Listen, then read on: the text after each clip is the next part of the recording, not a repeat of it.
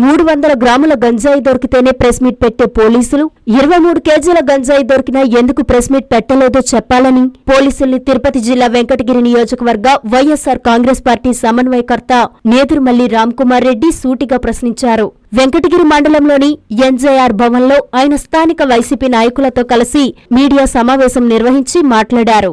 అధికారులకి తనదైన శైలిలో హెచ్చరికలు జారీ చేశారు. తప్పు చేస్తున్నారని, తప్పు చేసిన వారు శిక్ష అనుభవించక తప్పదన్నారు.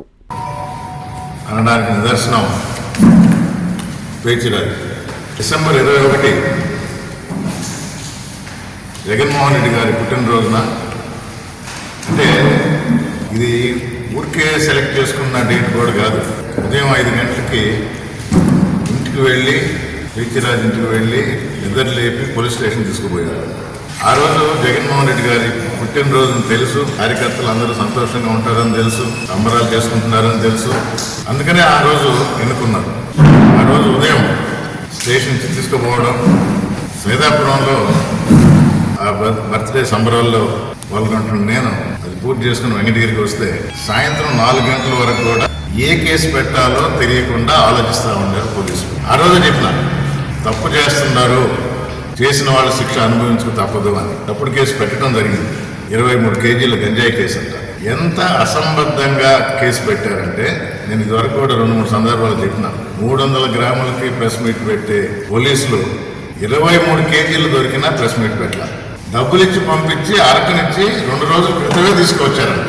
2 రోజుల క్రితం తీసుకొచ్చి ఆ 2 రోజుల కేజీలు ఎక్కడుంది, ఎవరు ఎంత అమ్మాలో నిర్ణయించుకోవడానికి రాత్రి 4 గంటలకి, అంటే తెల్లవారుజామున 4 గంటలకి 23 కేజీలు తీసుకొని పొదల్లో కూర్చొని మాట్లాడుకుంటున్నారు. ఏమన్నా నమ్మదగ్గేది?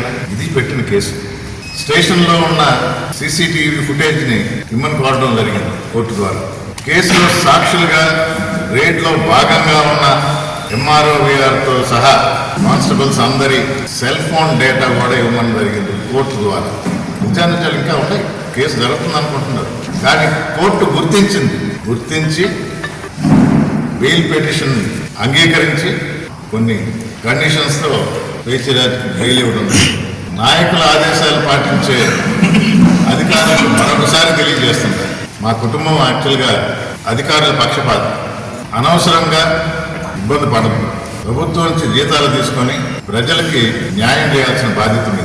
ఏ డిపార్ట్మెంట్ ప్రభుత్వం ఉంది, ఆ పార్టీ పరంగా 4 ముద్దలు ఎక్కువ వడ్డించుకుంటామంటే వడ్డించుకోండి.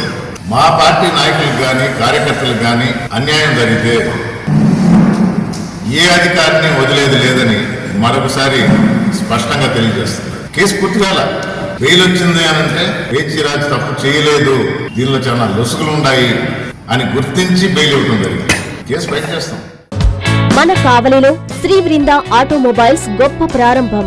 మన కావలి చెంతకే India number 1 brand electric Euler motors 3 four wheeler, EV Stroms four wheeler 1250 కిలోల సామర్థ్యంతో రవాణా, ఫాస్ట్ ఛార్జింగ్ సౌకర్యం, కాలుష్య రహిత electric passenger high city three wheeler మా షోరూం నందు లభించును.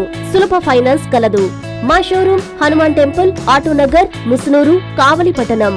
మీ ప్రొప్రైటర్స్ గాదంశెట్టి చరణ్, గాదంశెట్టి సందీప్.